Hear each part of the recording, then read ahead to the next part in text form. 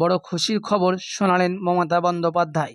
সব সমস্যার সমাধান, আজ বিরাট পদক্ষেপ নিতে চলেছে মমতা। আলু হোক বা পটল বা কুমড়ো, বাজারে শাকসবজি কিছুতেই হাত পড়লেই যেন ছ্যাঁকা লাগছে। এক কথায় বাজারে আগুন। ক্রমশ মধ্যবিত্তদের নাগালের বাইরে চলে যাচ্ছে সবজির দাম।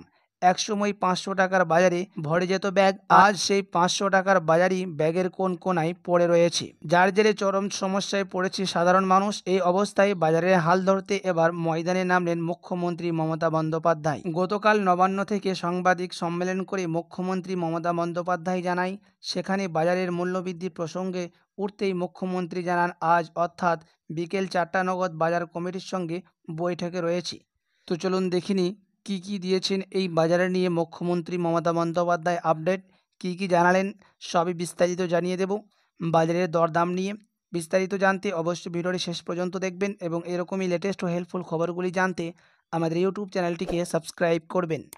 নবান্নে আজকে 4টের পর সেখানে মূল্যবৃদ্ধি নিয়ে আলোচনা হবে বলে জানানো হয়েছে।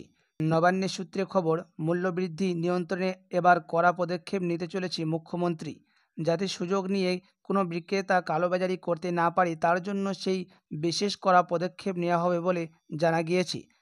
এই নিয়ে ইতিমধ্যে প্রশাসনকে বড় ব্যবস্থা নেওয়ার জন্য মুখ্যমন্ত্রী সাফ নির্দেশ দিয়েছে বলে জানা গিয়েছে। বাজারে চড়া দাম নিয়ন্ত্রণে ময়দানে নেমেছে রাজ্য প্রশাসন।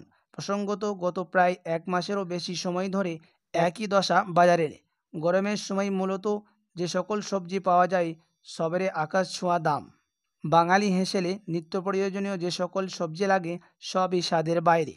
বর্তমানে বেগুন বিক্রি হচ্ছে 100 থেকে 150 টাকা কিলো দরে, টমেটো হচ্ছে 80 থেকে 100 টাকা কিলো, চন্দ্রমুখী আলু 40 থেকে 45 টাকা প্রতি কিলো, পেঁয়াজ বিকোচ্ছে 55 থেকে 60 কিলো দরে।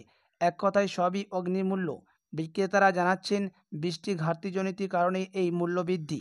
এই অবস্থায় বাজারে কোনো বিক্রেতা অতিরিক্ত দাম নিচ্ছেন না কিনা সেই দিকে নজরদারি রাখতে রাজ্য কৃষি বিপণন দপ্তরের অধিকর্তাদের নির্দেশ দিয়েছেন মুখ্যমন্ত্রী।